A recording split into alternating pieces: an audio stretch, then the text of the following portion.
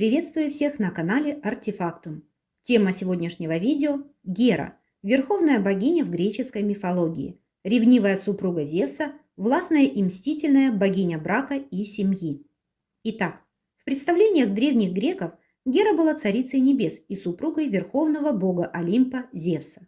Ни одна другая богиня не могла сравниться с ней по власти и широте полномочий. Гера была дочерью великих титанов Крона и Реи и приходилась Зевсу не только супругой, но и родной сестрой. В римской мифологии ей соответствовала царица богов Юнона. Золотой трон Геры находится на Олимпе рядом с троном ее божественного супруга.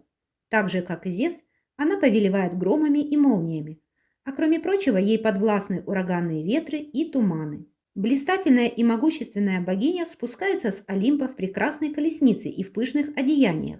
Там, где она появляется, природа благоухает, а все живое склоняется в почтении перед законной супругой Зевса. Символами ее царственного статуса являются диадема и скипетр.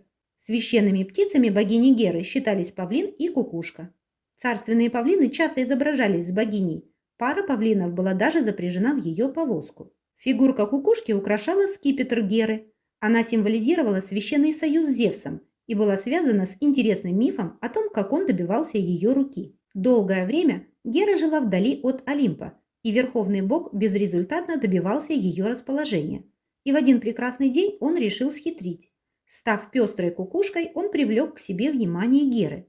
Красавица-богиня пожелала поймать птицу, и та, на удивление, с легкостью далась в руки и не улетала.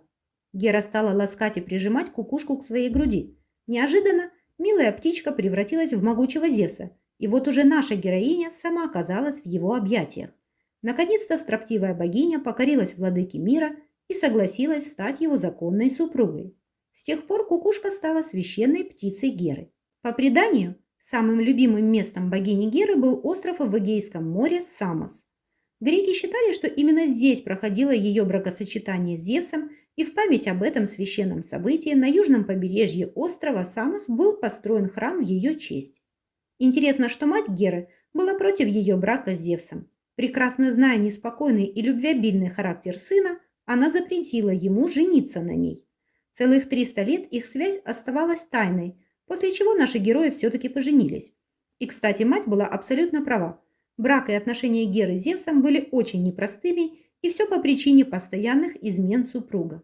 И тем не менее, богиня Гера почиталась греками как покровительница семьи и брака. Она олицетворяет собой заботу о нерушимости семейных уз, а сама была примером супружеской верности. И если главной задачей Зевса было установление общественного порядка, то Гера устанавливала порядок в семьях. Интересно, что именно в Древней Греции впервые появилась моногамия. Это был новый тип брачного союза между одним мужчиной и женщиной, и это в то время, когда везде царила полигамия или многоженство. И богиня Гера была у греков главным символом моногамии, а ее вечное преследование любовниц Зевса и отстаивание своего брака и семьи символизировали протест против полигамии. Будучи хранительницей семейного очага, Гера вынуждена была терпеть бесчисленные обиды Зевса, который не отличался особой верностью супруге, вступая в многочисленные любовные связи не только с богинями Олимпа, но и с земными женщинами. Узнав об очередной интрижке своего благоверного, Гера в приступе ревности старалась максимально навредить своим соперницам и всем внебрачным детям Зевса. Отчаянная борьба с ними легла в основу многочисленных мифов и легенд. Самые интересные из них мы обязательно рассмотрим в отдельных видео. Гера не только заботится о нерушимости брачных уз, но и помогает людям с потомством. К ней обращались беременные женщины, прося о помощи в родах и о здоровых детях. Богиня Эйлития считалась родовспомогательницей, но по некоторым источникам это еще одна ипостась самой Геры.